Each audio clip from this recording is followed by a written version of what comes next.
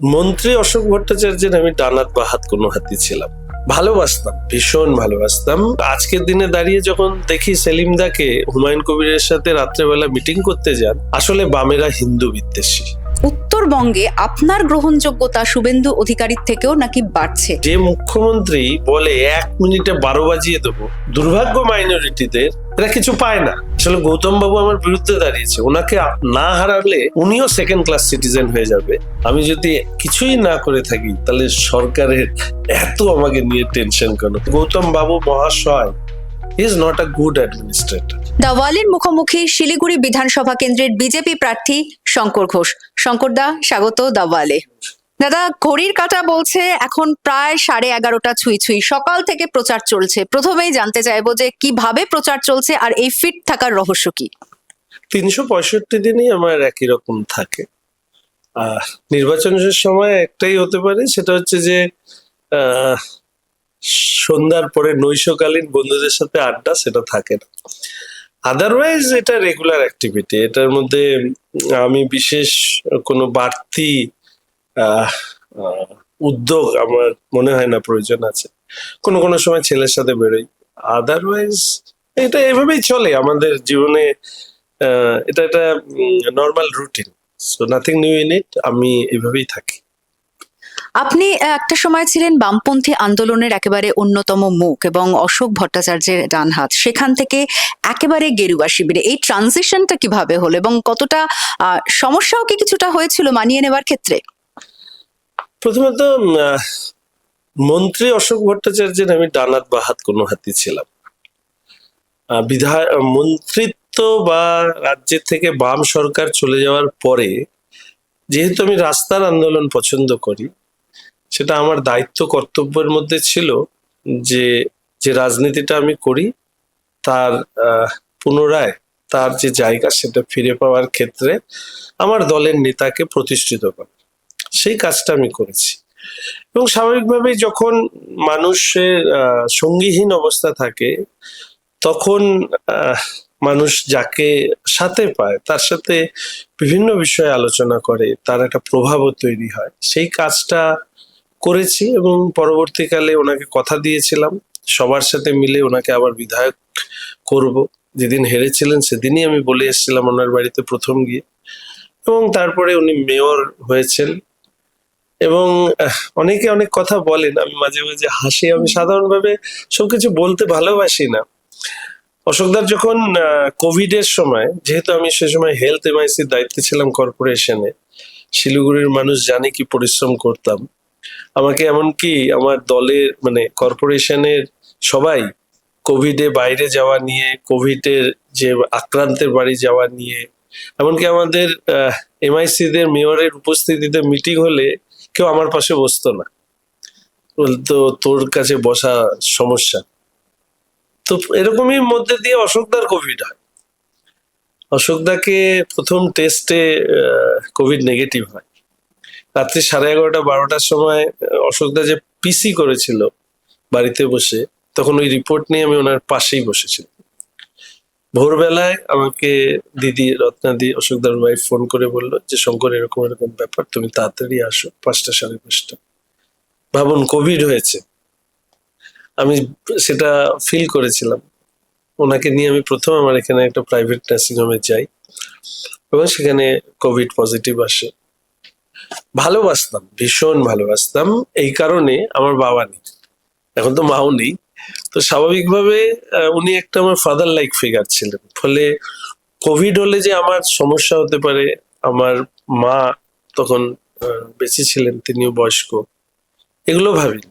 আমি কাজ করতাম, মানুষের জন্য কাজ করতাম, আর উনি আমার প্রিয় মানুষদের মধ্যে একজন অন্যতম। ফলে ওনাকে নিয়ে গিয়েও ছিলাম। পরবর্তীকালে ওনার যখন মরণ বাচন, তখন আমি সারাক্ষণ ওই প্রাইভেট হসপিটালে থাকতাম। তারপরে উনি সুস্থ হয়ে ফিরে আসেন। তো পরবর্তীকালে আমি এবং আমার মা দুজনেই কোভিডে আক্রান্ত হই। এবং আমি জানি না ভালো কাজের জন্যই কিনা, আমরা দুজনেই বাড়ি ফিরি। আমার ছোট বাচ্চা আছে, তো ও তখন তো আরো ছোট ছিল, তো ও আমার সাথে থাকতো। ওর মা কলকাতায় জব করে, শেষে ওর মাকে নিয়ে আসতে হয়। কিন্তু এটাও আমার কাছে মানে একটা বড় পাওয়া যে আমার আর মার হলেও আমার বাচ্চার সেই সময় কোভিড হয়নি। তো অনেকে বলেন যে অশোক ভট্টাচার্যের ডান হাত ইত্যাদি, আমি এই থিওরিতে বিশ্বাসী না। আমি কাজ করতে ভালোবাসতাম, যিনি কাজ করেন তার কাছে কাজ শিখতাম, সেই হিসাবে সম্পর্ক ছিল। এখনো ওনাকে সম্মান শ্রদ্ধা করি, ভালোবাসি দূর থেকে। যোগাযোগ নির্বাচনের আগে অব্দিও খুব ভালোভাবেই ছিল। এটাই জানতে চাইবো, মানে কোথাও গিয়ে মনে হচ্ছে কথাটা শুনতে শুনতে বেশ খানিকটা আবেগপ্রবণ, কারণ বললেন যে আপনার বাবা ছিল না, আপনি সেই জায়গায় তাকে বসিয়েছিলেন। এখনো যোগাযোগ আছে, খোঁজ খবর নেন? নেই, আমি খোঁজখবর নিই। উনি আমার রাজনৈতিক ভাবে অনেক সমালোচনা করেন, অনেক কিছু বলতেই পারেন, কিন্তু আমি কোনোদিন ওনাকে অসম্মান করি। গৌতম ঘোষ একাধিকবার অভিযোগ করেছেন এই প্রসঙ্গ, তিনি বলেছেন যে আপনি বেইমানি করেছেন, কি বলবেন? ওনার ভাষাতে উনি বলেছেন। আমার বেসিক্যালি এসব শব্দের উত্তর দেওয়ার প্রয়োজন মনে করি না, কারণ আমি আমার নিজের বিবেকের কাছে খুব পরিষ্কার, এবং আই এম থ্যাঙ্কফুল যে সেই সময় আমি একটা বোল্ড ডিসিশন নিয়েছিলাম। এবং আজকের দিনে দাঁড়িয়ে যখন দেখি সেলিম দাকে হুমায়ুন কবিরের সাথে রাত্রেবেলা মিটিং করতে যান, তখন আমি ভাবি যে I was right at that moment, কি আসলে বামেরা হিন্দু বিদ্বেষী। এবং সেই জায়গায় দাঁড়িয়ে আজকের যা রাজনীতিতে আছে, এই যে 35 বছর ধরে বামেদের সরকার আমাদের বাঙালিকে, যারা জন্মসূত্রে হিন্দু, তাদের হিন্দু আচার আচরণ পরম্পরাকে ছোট করে দেখানো, বিদ্রুপ করা, এই জিনিসটা শিখিয়েছে। ফলে এখান থেকে বের হওয়ার জায়গাটাও খুঁজতে হবে। যদিও আমি ধর্ম সম্পর্কে বলবার ক্ষেত্রে সাবলীল নই, কিন্তু আমার মনে হয় না যে বাঙালি ঘরে যারা হিন্দু জন্মসূত্রে, তারা যত মত তত পথের যে বিশ্বাস, সেই বিশ্বাসটাকে সুন্দরভাবে মানে। ফলে আমরাও ছোটবেলায় মন্দির, মসজিদ, গির্জা, গুরুদ্বারা সবটাকেই প্রণাম করতাম। ফলে সেই বাঙালি জন্মসূত্রে হিন্দুদেরকে হিন্দু বিদ্বেষী বানানোর যে প্রক্রিয়া বামেরা দীর্ঘ 35 বছর ধরে নিয়েছে, বা তার আগের থেকে যে নিয়েছে, সেটা বামেদের এই পশ্চিমবঙ্গ থেকে অস্তিত্ব বিলোপের অন্যতম একটা কারণ। এবং আজকের দিনে দাঁড়িয়ে বামেদেরকে স্পেস খুঁজতে গিয়ে এমন নীতিভ্রষ্ট হচ্ছে যে প্রার্থীরা পর্যন্ত গিয়ে এখন যজ্ঞ করছে, কালিমায়ের চরণে গিয়ে প্রণাম করছে। আর তারাই আমাকে 2021-এ কত কুৎসিত কথা বলেছিল। তাহলে আজকে এই যে জিনিসগুলো দেখা যাচ্ছে, তাহলে কি শুধু ভোট সর্বস্ব রাজনীতি বামেরা করে, যে কথাটা আমি বলেছিলাম? একদম শঙ্করদা, এই প্রসঙ্গ ধরে একটা ছোট্ট প্রশ্ন রাখতে চাইবো। আজই আমরা অশোক ভট্টাচার্যের সঙ্গে কথা বলছিলাম, আমরা দেখেছি যে মোহাম্মদ সেলিমকে একেবারে পাশে বসিয়ে তিনি বলেছেন যে 19 থেকে 24 সত্যি যদি নির্বাচনের ফলাফল দেখা যায়, তাহলে বাম ভোট রামে গেছে, এটা স্পষ্ট। এবং তৃণমূল কংগ্রেসকে হারানোর জন্য এই সিদ্ধান্ত যারা বামপন্থী ছিলেন তাদের একটা বড় ভুল, এবং এবারের নির্বাচনে যাতে না করা হয়, তিনি আশাবাদী যে এবারে অন্তত সেই ভুল বামপন্থীরা করবে না, এবং বামেদের ভোট বাক্সেই থাকবে। মানে উনি যে স্ট্যাচারের মানুষ, ওনার একটা জিনিস বোঝা উচিত, ভোটার কারো সম্পত্তি নয়। ভোট দলের কর্মী কার্যকর্তারা তাদের সম্পত্তি হতে পারে, সম্পদ হতে পারে, ভোট আর কারো সম্পত্তি নয়। বামেদের ভোট, কংগ্রেসের ভোট, বিজেপির ভোট, এরকম ভোটাররা এরকম ভোট নেয়। তারা পরিস্থিতি অনুযায়ী সিদ্ধান্ত নেয় বলেই সরকার পরিবর্তন হয়, নাহলে তো যুগ যুগ ধরে কংগ্রেসই থাকতো। ওনার এগুলো বলা কারণ আমি বলতে পারবো না, তবে একটা জিনিস উপলব্ধি করি, অনেকে অনেক ভাবে ব্যাখ্যা করেন। আমার কোথাও একটা মনে হয়েছে আসল কথা হতাশাজনিত কারণে উনি এটা বলছেন। বামেদের নতুন করে রিভাইভাল করবার ক্ষেত্রে এই এই যে ধর্মেও আছি, জিরাপেও আছি, সব জায়গায় আছি, এই সংসদীয় গণতন্ত্রে নিজের স্পেস খুঁজতে গিয়ে আসলে বামেরা তার কোর ভোটারকে হারিয়েছে। যারা বামেদের নীতি আদর্শের প্রতি তারা সবসময় একটা আনুগত্য দেখিয়েছে, সেটা তারা সরে গিয়েছে। এক্ষেত্রেও আবার এই জিনিসটা যদি দেখা যায় যে আজকে যে মাইনরিটি মুসলিমসদের মধ্যে যে বামেদের ভিত্তি ছিল, তাহলে সেই ভিত্তিটা তো পুরোটা তৃণমূলে চলে গেছে, ইজন্ট ইট? তা নিশ্চয়ই ওনারা বিজেপিকে ভোট দিচ্ছেন, তাহলে বামেদের ভোটটা যে রামে গেছে, তাহলে কি বামেদেরকে শুধু হিন্দুরাই ভোট দিত? মানে কতখানি মস্তিষ্কহীন মানুষদের এই ধরনের চর্চা হতে পারে। বামের ভোটার তো হিন্দুও ছিল, মুসলিমও ছিল, তাহলে মুসলিম বাম ভোটাররা তৃণমূলে গেল, এই কথাটা কোনোদিন বলতে শুনেছেন? এটা তো বলেন না। ফলে আমি ওনাদের প্রতি শ্রদ্ধা রেখে বলছি, এই ধরনের ব্রেনলেস স্টেটমেন্ট না করাই ভালো। শঙ্করদা, প্রথমবার বিধায়ক হওয়ার পরে দেখেছি বিধানসভার ভেতরে এবং বাইরে আপনি সরব ছিলেন, লড়াই করেছেন এবং ভোকাল, এবং কোথাও গিয়ে দলের মধ্যেও আপনার একটা অ্যাকসেপ্টেন্স তৈরি হয় এবং ধীরে ধীরে শুভেন্দু অধিকারীর একেবারে ভরসার মুখ। বিশেষজ্ঞরা এমন বলছেন যে উত্তরবঙ্গে আপনার গ্রহণযোগ্যতা শুভেন্দু অধিকারীর থেকেও নাকি বাড়ছে। আপনিও কি মনে করেন সত্যি? আমি আমি আমি আমার সব থেকে যেটা বড় মনে হয় যে আমি মানুষের খুব কাছে থাকতে পারি। আমার কমফোর্ট জোন হচ্ছে অ্যাক্রস দ্য সোসাইটি। ফলে সেই জায়গায় দাঁড়িয়ে আমার যতটুকু সক্ষমতা, সেই সক্ষমতা দিয়ে আমি কাজ করি। শুভেন্দুদার সাথে আমার প্রথম কথা হয় বিধানসভার ভেতরে, তার আগে আমি ওনাকে মানে কোনোদিন কথাও বলিনি। মানে আমার সাথে উনিও কথা বলেননি, আমিও কথা বলিনি।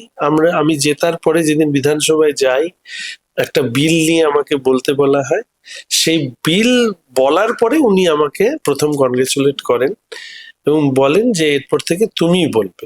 That was his first statement and that was my first interaction with him. পরবর্তীকালে ধীরে ধীরে স্বাভাবিকভাবে উনি আমার দলনেতা কাজ করেছে। শুভেন্দুদার সব থেকে বড় জিনিস হচ্ছে একজন এক্সিস্টিং চিফ মিনিস্টারকে হারিয়েছেন, যার পার্টি ক্ষমতায় এসছে 200-রও বেশি সিট নেই। এই ধরনের মানে ঘটনা মনে হয় বিরলতম। ফলে এটা যিনি ঘটাতে পারেন, তার সাথে তুলনা করবার মতন জায়গায় আমি নেই। উনি আমার থেকে কয়েকশো মাইলে। উত্তরবঙ্গে বিজেপি এবারে ভালো ফলের আশা রাখছে এবং নিঃসন্দেহে প্রচারে তারা একটা বাড়তি গুরুত্ব দিচ্ছে, সেটা তো বোঝাই যাচ্ছে। প্রধানমন্ত্রী আসলেন, তার রোড শো, তার সভা, মানুষের মধ্যে কতটা পজিটিভ ভাইবস দেখলেন? আমি তো যখন অমিত শাহ মহাশয় তিনি সংকল্পপত্র পেশ করলেন, মনে হলো যেন আমার কথাগুলো ওখানে লেখা আছে। আর আমি আমার কথা যেগুলো বলি সেটা হচ্ছে মানুষের কথা। I am very much satisfied. ভারতীয় জনতা পার্টির সংকল্পপত্র আমার মনের সংকল্পপত্র। Now it is our turn. Government হলে we should execute all the proposal what we have written in our manifesto. ফলে স্বাভাবিকভাবে আর এই সব জায়গায় আসলে না আপনি মানে আমরা তো জানি, মানে কালকে আমি যেরকম আমার একটা ছোটবেলার অভ্যেস হচ্ছে আমি একটু নেতা, স্টেজ এসব থেকে দূরে থাকতে ভালোবাসি। তো আমি একটা জায়গায় গিয়ে দাঁড়িয়ে শুধু দেখছিলাম, অবাক হয়ে দেখছিলাম যে প্রধানমন্ত্রীকে দেখবেন বলে মানে উনি আসছেন 6টা, 5:30, 6টা, 3টে থেকে লোক দাঁড়িয়ে আছে, ছোট ছোট বাচ্চা, বয়স্ক মহিলা। কালকে আমি একটা লাইভও করলাম এই কারণে যে একজন মানুষ তার গ্রহণযোগ্যতা কিভাবে তৈরি করতে পারেন অ্যাক্রস দ্য সোসাইটি, এবং এজ ডিফারেন্স সবকিছু ছেড়ে। এবং কেউ কেউ বলছে যে আমরা ভগবানকে দেখতে এসেছি। তো আমার নতুন করে কিছু বলার নেই। হয়তো অনেক মানুষ আছেন একেবারে অ্যাবসলিউট অপোজিট জায়গায় অবস্থান করে, ডেমোক্রেসিতে এটা কোনো অস্বাভাবিক ব্যাপার নয়, কিন্তু larger section of the society যাকে এই পর্যায়ে নিয়ে যায়, তো ক্রেডিট গোস টু হিম যে তিনি এই জায়গায় মানে কন্যাকুমারিকা থেকে শুরু করে আমাদের সুন্দরবন অব্দি সব জায়গায় তার এই জনপ্রিয়তা। এই সময়কালে আর কোনো রাষ্ট্রনায়ক বা প্রধানমন্ত্রীর আমি এই জিনিস দেখি। তৃণমূল কংগ্রেস একটা অভিযোগ করে যে বিজেপি ধর্মের রাজনীতি করে। আপনি বললেন যে ধর্ম নিয়ে কিছু কথা বলতে আপনি খুব একটা সাবলীল নয়, সত্যি কি তাই? একদম। আসল কথা কি, আমরা তো জন্মসূত্রে ধর্মীয় পরিচয় গ্রহণ করি। আমাদের শিক্ষার মধ্যে দিয়ে আমরা মানে হিন্দু মুসলিম হই না। আমাদের বাবা মা, দাদু দিদা, তাদের পরিচয়ে আমরা পরিচিত। আমি যদি এখন নাস্তিকও বলি, আমাকে কিন্তু আপনি হিন্দুই বলবেন, কেননা তার কোনো ডেফিনেশন নেই। এবার আসি তৃণমূল কংগ্রেসের কথায়। সেটা হচ্ছে যে দেখুন, 2011-তে মমতা ব্যানার্জির স্লোগান ছিল restoration of democracy. Mamata Banerjee সেই সময় কিন্তু রিলিজিয়াস কার্ড খেলেন। মমতা ব্যানার্জি পরবর্তীকালে রিলিজিয়াস কার্ড খেলেছেন, ইমাম ভাতা, রেড রোডে তার বক্তব্য মুসলিমদের প্রতি, এবং তারপরে বামেদের হিন্দু বিদ্বেষী যে মনোভাব বা প্ল্যাটফর্ম, তার উপরে দাঁড়িয়ে মমতা ব্যানার্জির অ্যাপিসমেন্ট পলিটিক্স শুরু হয়। ফলে তিনি সেটাকে ব্যবহার করেছেন যে আমার একটা নির্দিষ্ট ভোট ব্যাংক হবে, সেই ভোট ব্যাংক, তার সাথে আমি হিন্দু ভোটের একটা অংশকে নিয়ে আমি সরকার করব। উনি এই রাস্তাতেই চলেছেন। আর এর একটা, যে কোনো ক্রিয়ার একটা প্রতিক্রিয়া হয়, ফলে সেই প্রতিক্রিয়ার জায়গা থেকে নিশ্চিতভাবে হিন্দুস্তানে হিন্দুদের হয়ে কথা বলাটা তো অপরাধের নয়। আর পশ্চিমবঙ্গে কে কি বলছে আমি জানি না। আমি আমার বক্তব্যের প্রথম লাইন এটা বলি, যে মুখ্যমন্ত্রী বলে 1 মিনিটে 12 বাজিয়ে দেবো, সেই মুখ্যমন্ত্রীকে শিক্ষা দিতে হলে উনি যে ভাষায় বলেন সেই ভাষায় শিক্ষা দিতে হবে। আমি সব মানুষের কাছে অ্যাপিল করেছি, 1 সেকেন্ডে ইভিএম এর বোতাম টিপবেন, ওনাকে টাটা বাই বাই করে দেবেন। This is not the politics. তাহলে একেবারে মানে দৃঢ় কণ্ঠে বলছেন যে শিলিগুড়িতে ধর্মের রাজনীতি এবারে ফ্যাক্টর নয়। দেখুন, আমাদের শিলিগুড়ির ডেমোগ্রাফির কারণেও এটা ফ্যাক্টর নয়। শিলিগুড়িতে মূলত হিন্দু সংখ্যাধিক্য আছে, কিন্তু এটা হিন্দু মুসলিমের ব্যাপার না। আমি হুমায়ুন কবির, ওই আইপিএস অফিসার, ওনাকে বলেছিলাম যে you belongs from the enlightened society of the minority people. তাহলে সেইখানে আপনাদের সম্প্রদায়কে বললো যে দুধেল গাই লাথি খেতে হয়, তাহলে হাউ হিউমিলেটিং ইট ইজ। তারপরে কোথায় আপনাদের তো মুখ খুলতে দেখি না। হিন্দুদের মধ্যে তো অনেক মানুষ আছেন যারা কোনো ঘটনা নিয়ে তারা কোনো বায়াসনেস না রেখে অনেক বিষয় নিয়ে তারা কথা বলেন। কজন এনলাইটেড মুসলিম পিপল তারা মমতা ব্যানার্জি মুসলিমদেরকে শুধু ভোট ব্যাংক বানিয়ে রেখেছে এই বিষয় নিয়ে সোচ্চার হয়েছে? হন না তো। ভেরি রেয়ার ফিউ পিপলকে আমি দেখেছি এরা সোচ্চার, বেশিরভাগ মেনে নিয়েছে। আর মেনে নিয়েছে বলে আজকে এই যে মানে দুর্ভাগ্য মাইনরিটিদের, এরা কিছু পায় না, কিন্তু এদেরকে ব্যবহার করে মমতা ব্যানার্জি ভোটে যেতে, আর শওকত থেকে শুরু করে এখানে কি যেন নাম, ওই হামিদুলরা, এরা রাজ করে বেড়ায়। এরা কি, এরা ইসলামিক শাসন প্রতিষ্ঠা করবে? একটু দাসপুরে গিয়ে দেখুন তো হিন্দুদের অবস্থা কি আছে। সব বাগান টাগান সব বিক্রি করে দিয়ে ওখান থেকে সব পালিয়েছে। রেজিস্ট করতে হবে। এই হিলকার্ট রোডের অবস্থা খারাপ হয়ে গেছে, রেজিস্ট করতে হবে, না হলে ওই মমতা ব্যানার্জির মতন সেকেন্ড ক্লাস সিটিজেন হয়ে থাকতে হবে। তো তৃণমূলের হিন্দু নেতা, মানে বাই বার্থ যারা হিন্দু, তারা যদি ভাবে যে এই সিস্টেমের মধ্যে তারা মাথা উঁচু করে বাঁচবে, ভুল ভাবছে। আসলে গৌতম বাবু আমার বিরুদ্ধে দাঁড়িয়েছে, ওনাকে না হারালে সরকার আমি যদি না করি, তাহলে আমরা যদি না করি, তাহলে কিন্তু উনিও সেকেন্ড ক্লাস সিটিজেন হয়ে যাবে অন্য হিন্দুদের মতন। ফলে for the sake of the to save civilisation of West Bengal, আমাদের তৃণমূলকে বিসর্জন দিতে। এসআইআর নিঃসন্দেহে 2026 নির্বাচনে একটা বড় আলোচনার বিষয়। বহু নাম বাদ গেছে, মানুষের হয়রানির ছবিও সামনে এসছে। কি মনে হয় বিজেপির ক্ষেত্রে এটা কোথাও গিয়ে কি বুমেরাং হবে? অন্তত অন্য রাজনৈতিক দল এমনই দাবি করছে। দাবি তো রাকেশ রোশনকেও চাঁদে পাঠিয়ে দেয়, ওগুলো দাবি দেখি কি হবে সেটা তো পরবর্তীকালের বিষয়। এসআইআর থেকে শুধুমাত্র রোহিঙ্গা অনুপ্রবেশকারী এই শর্ট এনক্লোজারে না দেখে আমরা যদি আর একটু ব্রড স্পেকট্রামে দেখি, যে 2 জায়গায় 3 জায়গায় নাম আছে, যারা ডেড ভোটার তাদের নাম এখনো পড়ে রয়েছে, সবটা মিলিয়ে একটা 90 লাখ 91 লাখ নাম গিয়েছে। তার মধ্যে কত লাখ এক্স্যাক্টলি ডেড ভোটার, কত কি, সেগুলো তো ইসিআই এর পরিসংখ্যানে পাওয়া যাবে। লাভ ক্ষতির থেকেও বেশি যেটা আমি বলি যে ধরুন অনেক সুযোগ সুবিধা, সরকারি সুযোগ সুবিধা, তার মিসইউজ হচ্ছে, সেগুলো বন্ধ হবে। কম্প্যাক্টনেস, আমার একটা স্লোগান ছিল যে স্বচ্ছ তালিকা স্বচ্ছ সরকার। আমি এসআইআরটাকে এই চোখে দেখি। এখানে কোনো হিন্দু মুসলিমের ব্যাপার নেই।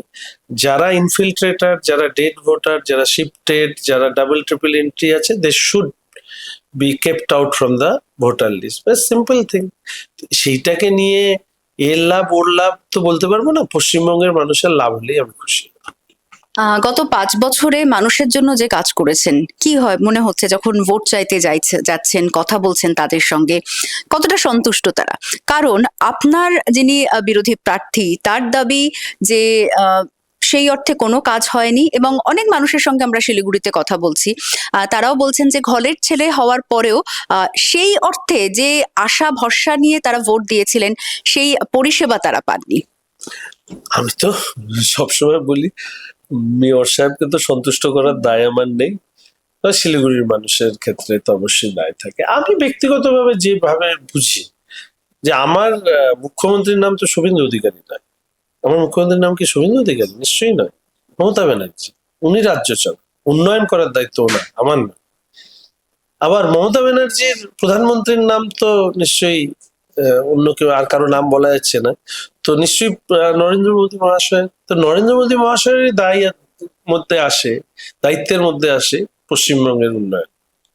তার ফলশ্রুতি হিসাবে আজকে প্রায় 60,000 কোটি টাকার উপরে ইনফ্রাস্ট্রাকচারে আমরা কেন্দ্রের সরকার এখানে খরচ করছে। এখানে দাঁড়িয়ে মানে আপনারাও সাংবাদিকতা করেন, ধরুন একটা কর্পোরেশনের বাজেট হচ্ছে, আমার শিলিগুড়ি কর্পোরেশনে 500 থেকে 600 কোটি টাকা, আমি বছরে পাই 60 লাখ টাকা, সেটাও কাজ করতে দেয় না। তাহলে 600 কোটি টাকা ভার্সেস 60 লাখ টাকা, এই দিয়ে কি উন্নয়ন হয়? যারা খুব রাজনীতিটা বোঝেন বা করেন বা যুক্তি দিয়ে বিশ্লেষণ করেন, তারা এই সমস্ত কথা বলে। বিরোধী দলের বিধায়ক হোক, সাংসদ হোক, তাদের মূল কাজ হচ্ছে সরকারকে আয়না দেখানো। and I am very much successful on that ground.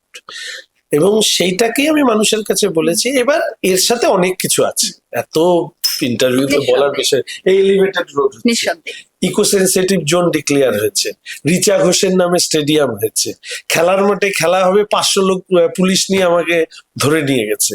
আমি যদি কিছুই না করে থাকি, তাহলে সরকারের এত আমাকে নিয়ে টেনশন কেন? তাহলে বিদায় বিধায়ক হিসেবে নিজেকে কত নম্বর দেবেন, এবং মেয়র হিসাবে গৌতম দেবকেও কত নম্বর দিতে চাই? আজকে মাননীয় প্রধানমন্ত্রী যখন বক্তব্য রাখছেন, খেয়াল করেছেন কিনা জানি না, ওখানে উনি বলছেন যে এই ইনসিডেন্টটা, ত্রাণের ইনসিডেন্টটা নিয়ে যে ঘটনাটা ঘটেছে, সেটা তো আমার আর খগেনদার সাথেই হয়েছে।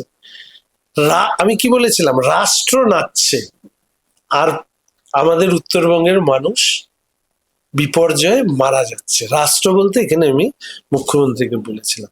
আর নাম্বার দেওয়ার প্রশ্নে আমি, পশ্চিমবঙ্গের মানুষ আমাকে নাম্বার দেবে, শিলিগুড়ির মানুষ নাম্বার দেবে, আমি কেন নাম্বার? এগুলো মমতা ব্যানার্জি স্টাইল, নিজেই কোশ্চেন করে, নিজেই খাতা দেখে, নিজেই নাম্বার দেয়। আর মেয়র সাহেবের ক্ষেত্রে আমি বলবো যে উনি অশোক ভট্টাচার্যের কে আমরা মেয়র হিসেবে দেখেছি, তার ধারে পাশে যাওয়ার যোগ্যতা ওনার নেই।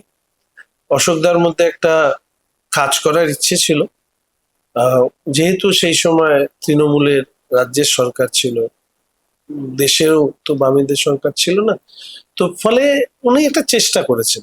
ওনার একটা আরবানাইজেশনের উপরে একটা ভাবনা আছে, চিন্তা আছে, ফলে সেটা উনি ওনার মতন করে চেষ্টা করেছেন। ভালো খারাপ যাই হোক না কেন, আমি ওনার সাথে এমআইসি ছিলাম। প্রথমে দিয়েছিল সব থেকে, মানে যে ডিপার্টমেন্টে ঝুল পড়ে থাকে, তারপরে অবশ্য 3টে ডিপার্টমেন্ট দিয়েছিল কাজ দেখে। তো গৌতম বাবু মহাশয় he is not a good administrator. উনি মাথা গরম করে ফেলেন। একজন মেয়র সাহেব যখন বলে যে কমিশনার কথা শোনে না, এমআইসি কথা শোনে না, আমার অফিসাররা কথা শোনে না, আমি মুখ্যমন্ত্রীকে নালিশ করব, কেমন মেয়র সাহেব? অভিষেক বাবু ওনার হাঁটুর বয়সী, উনি এসে বলছেন যে ওনাকে জেতান, আমি কাজ দেখব। তাহলে উনি যে কাজ করতে পারেন না, তো অভিষেক বাবুই বলে গেছে। একজন মেয়র সাহেবকে তার মেয়র পরিষদ বলছে যে চোরে চোরে মাস্তো তো ভাই, এই যে এত হোর্ডিং, ব্যানার, পোস্টার, কত লক্ষ লক্ষ কি টাকা খরচা করছে, কোথার থেকে টাকা আসে ওনার? কোথার থেকে? আমি তো ওনাকে কতবার বলছি ওপেন ডিবেট আসুন, বলে কিনা আরবিট্রেটর। তা আরবিট্রেটর মেয়র হিসেবে আরবিট্রেটর হয় কি করে? উনি একটা অ্যাডমিনিস্ট্রেটিভ পোস্ট হোল্ড করে। দুটো পার্টি বসলে সামনের লোকটা যদি আরবিট্রেটর একজন অ্যাডমিনিস্ট্রেটিভ পোস্টের লোক হয়, মন্ত্রী মেয়র হয়, তো এর প্রভাব পড়বে না? পড়বে কি পড়বে না? তা আজকে যদি আমি বলি এই সমস্ত কিছুর পেছনে ওই চোরে চোরে মাসতুতো ভাই অর্থাৎ অনৈতিক পয়সার আস্ফালন আমরা দেখছি। লড়াইটা হচ্ছে ওনার ভয় দেখানো মানুষকে, ওনার পয়সা ভার্সেস পশ্চিমবঙ্গ শিলিগুড়ির মানুষের ভালোবাসা। আর আপনার নিজের ইউএসপি কি মনে করেন? আমার মানুষের ভালোবাসা, একটা হাসি আছে, বাস দ্যাটস ইট। মানুষের সাথে মেশাটাই আমার একমাত্র। আমি কোনোদিন কোনো কারোর সাথে কোনো রাজনৈতিক হোক সামাজিক হোক, আমি সবার সাথে চলি। আমি খেলার মাঠের ছেলে, আমি ছাত্র রাজনীতি করেছি, আমি নাটক গান বাজনা করেছি, আমি সমাজসেবার সাথে যুক্ত, নাটক ইত্যাদি করি। ফলে আমার কাছে মনে হয়েছে অ্যাক্রস দ্য সোসাইটি আমি সবার বন্ধু হতে চেয়েছিলাম। কিছুটা ভগবানের আশীর্বাদে আমার বন্ধু ভাগ্য ভালো, শিলিগুড়ির মানুষ আমার বন্ধু। শঙ্কর দা, এখনো পর্যন্ত আপনার হাতে সেই ট্যাটু দেখা যাচ্ছে এবং যখনই এই tattoo টা হচ্ছে মায়ের, হ্যাঁ, এখানে ছেলে আর এখানে চেয়ে। হ্যাঁ, আচ্ছা, বল। এই চেট ট্যাটু নিয়েই বলবো যে বরাবর আলোচনা যখন ওঠে আপনার দল পরিবর্তনের পর, তখন এই প্রসঙ্গটা উঠে আসে। মনে প্রাণে এখনো কি বামপন্থী এই সত্তাটা থেকে তাহলে বেরোতে পারেননি? এই আলোচনা ওঠে। 20 বছর প্রায় স্কুল লাইফ থেকে ধরলে প্রায় 27-28 বছর আমি একটা রাজনীতি করেছি। সেটাকে যদি আমি অস্বীকার করি এবং সবটাই অত্যন্ত খারাপ বলি, তাহলে তো মনে হয় মানুষ হিসেবেই আমি খারাপ। যে লড়াইটা ছিল বৈষম্যের বিরুদ্ধে, আর্থিক বৈষম্যের বিরুদ্ধে। আর অনেকে বলে রাম গীতা হাতে নিয়ে যায়, রামের লড়াইটা ছিল মানে অধর্মের বিরুদ্ধে ধর্মের লড়াই। তো একটা বৈষম্যের লড়াই, একটা অধর্ম আর ধর্মের লড়াই। আজকের দিনে দাঁড়িয়ে পশ্চিমবঙ্গের মাটিতে ধর্মের লড়াইটা সাথী হওয়াটা বড় প্রয়োজন ছিল। সেই জন্য আমি বলি I feel proud that I have taken a very good decision at the right time.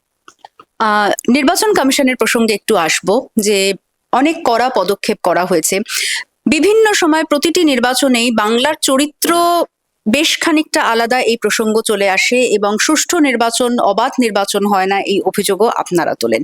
এবারে তাহলে কতটা আশাবাদী কমিশনের এতটা কড়াকড়ির পর?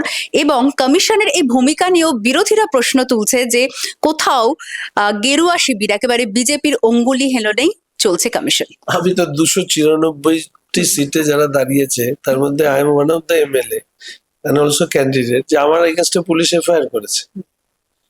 তো দেখুন, কড়া পদক্ষেপ নিয়েছে, সবকিছু, এক্সিকিউশনটা মাস্ট। 4 তারিখে মানে ভোট শেষ হওয়ার পরে, ফলাফল শেষ হওয়ার পরে নয় কমিশন সম্পর্কে আমার মন্তব্য আমি করব। আমি 2024-এর লোকসভা নির্বাচনের যে কমিশনের ভূমিকা নিয়ে সন্তুষ্ট ছিলাম না। এখনো আমি বলি যে কঠোর সিদ্ধান্ত নিলে হবে না, এক্সিকিউট করতে হবে।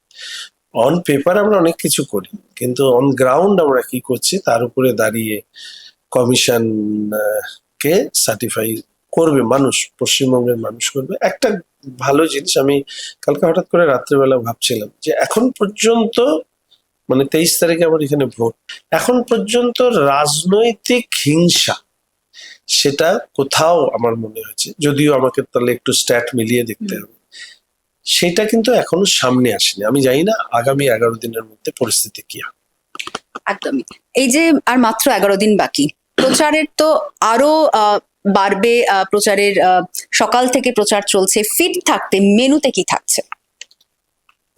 আমার কোনো মেনু নেই, আমার ঘুম ভেঙে যায় 5:30-6টায়। আমি চেষ্টা করি 6:30-7টায় বেরিয়ে যেতে। সকালবেলা উঠে চা বানিয়ে খেয়ে নিই, আর আগে চিয়া সিড ভিজিয়ে রাখতাম, সেটা খেতাম। তো এখন আর অত খেয়ালও থাকে না। তারপরে চলতে থাকি, সকালবেলা প্রেশারের ওষুধটা খেয়ে নিই। কোনোদিন 1-2, কোনোদিন 5টার সময় খাই, কোনোদিন আমার কোনো রেগুলার রুটিন।